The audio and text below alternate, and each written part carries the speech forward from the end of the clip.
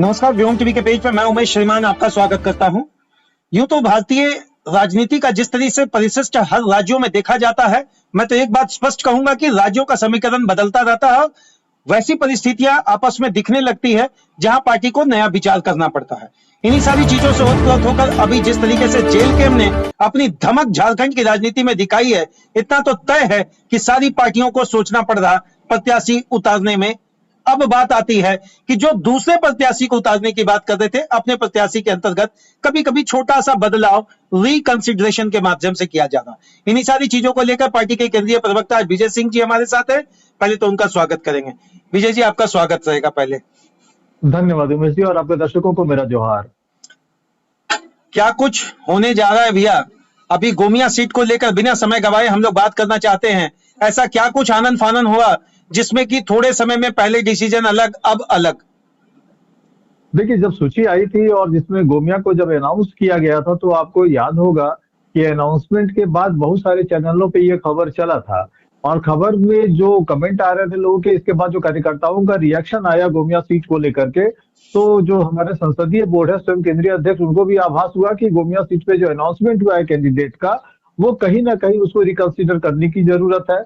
हालांकि भाई अमरेश कुमार महतो, जिनके नाम का अनाउंसमेंट पहले हुआ था, वो बोकारो जिला के अध्यक्ष हैं पार्टी के, और शुरू से आंदोलन में जुड़े हुए हैं। पार्टी में बहुत कंट्रीब्यूशन है उनका।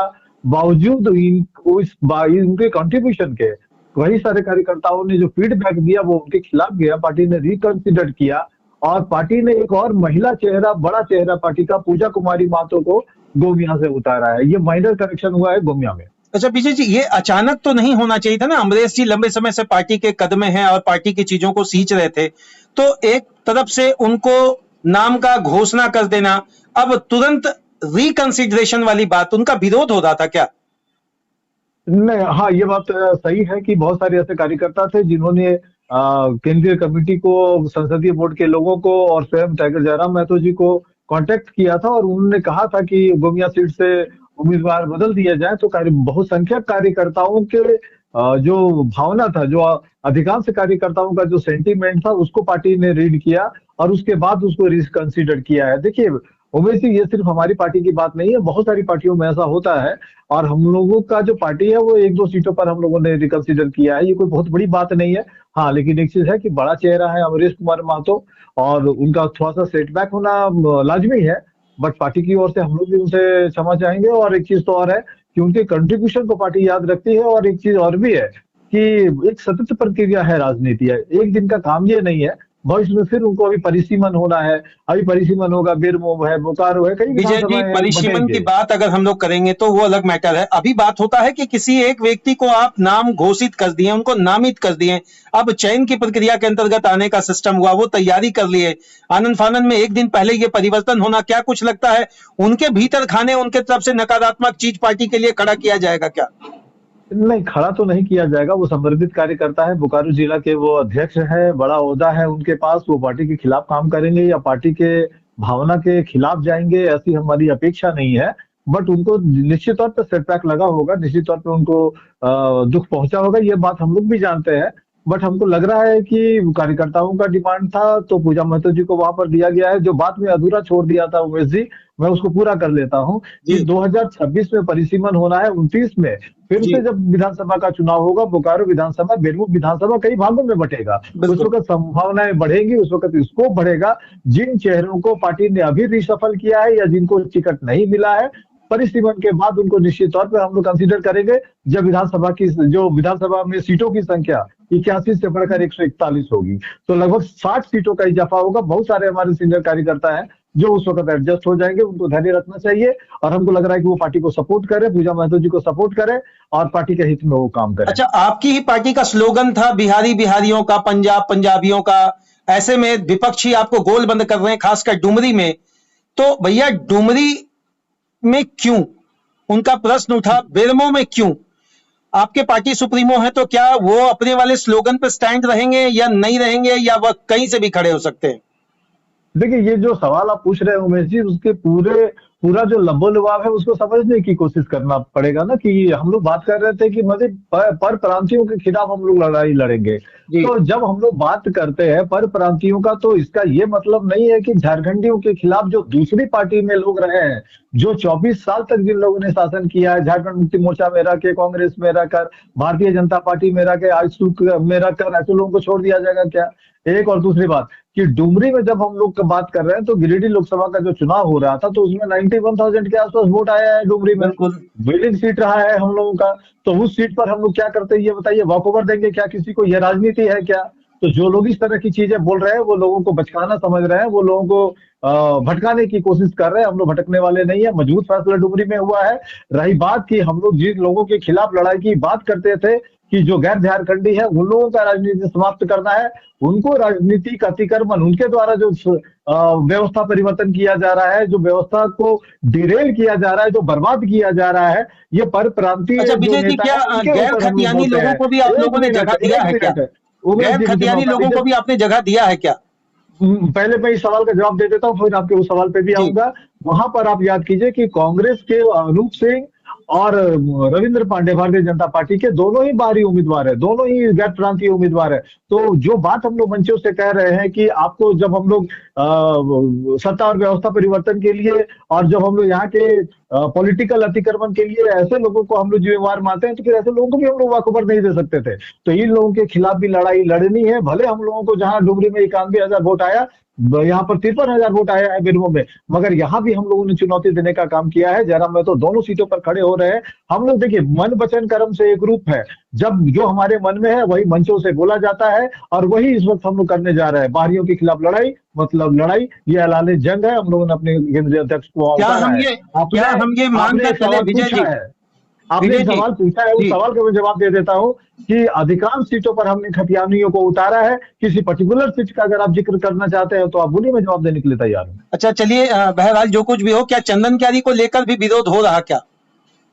देखिए, इसमें कुछ लोग हैं जो कि गुटबाजी कर रहे हैं, और कुछ लोग हैं जो कि किसी और के इशारे पे चंदन क्यारी में फेरबदल का डिमांड कर रहे हैं। लेकिन वो एक्सपोज हो चुके हैं। ऐसे लोगों को पार्टी पहचान रही है। निश्चित तौर पर वो कुछ दिन पहले आए हैं और पार्टी के लिए काम कर रहे हैं, लेकिन एक हिडन एजेंडा है। वो अमर कुमार बावरी के लोग हैं। वो पार्टी के अंदर रह के वो दलाली का काम कर रहे हैं। मैं बहुत जिम्मेवारी के जिम्मेवारी से साथ रख कह रहे हैं, रहा हूँ। बिल्कुल। बिल्कुल, मैं ये बहुत जिम्मेवारी के साथ कह रहा हूँ कि जिस उम्मीदवार को उतारा गया है चंदन क्यारी में, वो 2.5 साल से मेहनत कर रहे हैं, भाई अर्जुन रजवार जी। और बिल्कुल उनको अर्जुन बहुत जी, हाँ। सोच समझ के, बिल्कुल बिल्कुल उनको सोच समझ करके वो टिकट दिया गया है। कुछ लोग अमर कुमार बावरी के इशारे पर दलाली कर रहे हैं। ऐसे लोगों को कामयाबी नहीं मिलेगी। टाइगर जयराम महतो उनकी सच्चाई से अवगत है। कोई भी दबाव, कोई भी षड्यंत्र काम नहीं होगा। जो अर्जुन रजवार जी हैं, उनका जो नाम फाइनल किया है पार्टी ने, जिनके बारे में पार्टी ने चिट्ठी जारी की है, उसको लेकर के दबाव जरूर है, पर पार्टी ने अभी तक बदला नहीं है, और उस सीट पर पुनर्विचार होने की संभावना बहुत कम है। अच्छा ये बताएं, निरसा को लेकर बिल्कुल पार्टी की तरफ से मौन धारण किया गया है। क्या कुछ वहां पर कैंडिडेट नहीं मिल पा रहा है, या वाकई चयन करने की प्रक्रिया के अंतर्गत कुछ ना कुछ भीतर खाने चल रहा? देखिए, जहां तक निरसा का प्रश्न है, आज देर रात तक पार्टी उस सीट पर फैसला जरूर कर लेगी। हम लोग अभी तक 74 सीटों पर अपने उम्मीदवार दे चुके हैं। 7 सीटें बची हुई हैं, उसमें निरसा भी शामिल है। तो अगर कैंडिडेट, देखिए 2-3 नाम है जिसपे अभी विचार हो रहा है। अगर इन नामों को आगे बढ़ाना है और इन नामों पर अगर फैसला अगर होना है, तो आज किसी भी समय फैसला हो जाएगा देर रात तक, या नहीं तो फिर निरसा हम छोड़ने जा रहे हैं। एक वीडियो अभी वायरल हुआ था, टुंडी में मोती महतो जी को रोका गया था। वो कौन लोग थे, और उनके साथ ये जो दुर्व्यवहार की बात कही जा रही है कि यहाँ तुम क्यों आए हो लड़ने, पार्टी में जिस तरह सीटों का बंटवारा हुआ उसमें मोती जी को जिम्मेवार ठहराया जा रहा, तो ये नाराजगी में मोती जी वाला वीडियो को लेकर क्या कुछ स्पष्टीकरण आपके तरफ से रखा? देखिए, तीन बातें हैं। सबसे पहली बात कि वो जो वीडियो है वो टुंडी का नहीं है, वो बाघमारा के किसी क्षेत्र का है, और वो हमारे कार्यकर्ता नहीं है। और तीसरी बात कि मोतीलाल महतो का टिकट बंटवारा में कोई महत्वपूर्ण रोल नहीं है, उसके लिए संसदीय बोर्ड है और टाइगर जयराम महतो जी है। मोतीलाल महतो से अगर कहीं किसी सीट को लेकर अगर मशवरा किया गया होगा तो और है, वो दूसरी बात है। बट टिकट बंटवारे में मोतीलाल महतो जी की जो सक्रिय भूमिका है वो नहीं है। रही बात कि वो पूरे विधानसभा चुनाव के लिए प्रभारी बनाए गए हैं, तो निश्चित तौर पर उनसे राय मशवरा किया गया होगा। तो इन सब बातों से कुछ लोग अगर क्षुब्ध अगर है, अगर नाराज अगर है, तो इस तरह से किसी को ह्यूमिलिएट करना, डिमोरलाइज करना, ये कहीं से भी ठीक नहीं है। और हम लोग ये मान करके चलते हैं वो हमारे कार्यकर्ता नहीं है। अगर हमारे कार्यकर्ता अगर होते तो अपने सीनियर वाइस प्रेसिडेंट के साथ ये व्यवहार नहीं करते। कोई बाहर के लोग हैं, जो चुनाव के बाद हम लोग उनको आइडेंटिफाई करेंगे। हम लोगों ने कुछ लोगों को चिन्हित भी किया, हम लोग देखेंगे भी इस चुनाव के बाद ऐसे एलिमेंट्स के साथ हम लोगों को क्या करना है। अच्छा, बागमारा की सीट को लेकर भीतर खाने अभी भी बवाल मचा हुआ है, बहुत अनर्गल वाली बातें रखी जा रही है। आप ये बात कहने का लोग दमखम कर रहे हैं, यहाँ तक कि लोग भीतर खाने कह रहे हैं कि इलेक्शन के बाद पुतला दहन का बात कहा जाएगा। तो क्या कुछ अपने समर्थकों में आप कहेंगे ताकि जो सीट अभी दीपक रवानी को मिला है उसके प्रति लोग सक्षमता के साथ खड़े मिले? देखिए, सबसे पहली बात कि दीपक रवानी एक डेडिकेटेड कार्यकर्ता है और वो पिछले 3.25 साल से संगठन से जुड़े हुए हैं। जो भूमिका उनको दी गई वो भूमिका को उन्होंने बखूबी निभाया है। और रही बात बागमारा सीट पर उनके उम्मीदवारी की, तो पार्टी के ऑफिशियल कैंडिडेट है, पार्टी ने अधिकृत तो प्रत्याशी दिया है दीपक रवानी के रूप में बागमारा में।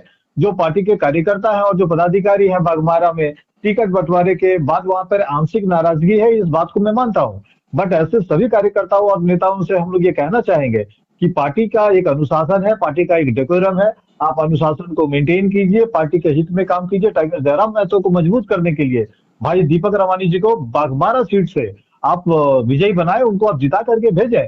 सबसे पहली बात की, अगर संगठन बागमारा में कमजोर होता है, अपना प्रत्याशी अगर हारता है तो अपना नुकसान है, अपनी पार्टी का नुकसान है। टाइगर जयराम महतो कमजोर होंगे। अब मुझे नहीं लगता है कि जो पार्टी के समर्पित कार्यकर्ता है वो पार्टी को कमजोर करेंगे, भाई दीपक रवानी को कमजोर करेंगे या टाइगर जयराम महतो को कमजोर करेंगे। इसलिए निश्चित तौर पर वो समर्पित रूप से उनको काम करना है और वही वो करेंगे। मैं उनसे आग्रह करता हूँ, उनसे मैं अनुरोध भी करता हूँ कि एकजुट होकर के पार्टी के हित में बागमारा अच्छा, एक विधानसभा में पार्टी काम के करें। शीर्ष नेता होने के कारण विजय जी से बड़ा जिम्मेवारी से एक प्रश्न हम जानना चाहेंगे उत्तर, कि वैसे लोगों को क्या कुछ करने जा रहे हैं जो लोग वाकई आपके पीठ पीछे छुरा घोंपने का काम कर रहे हैं, सीधी भाषा में, कोई लाग लपेट नहीं।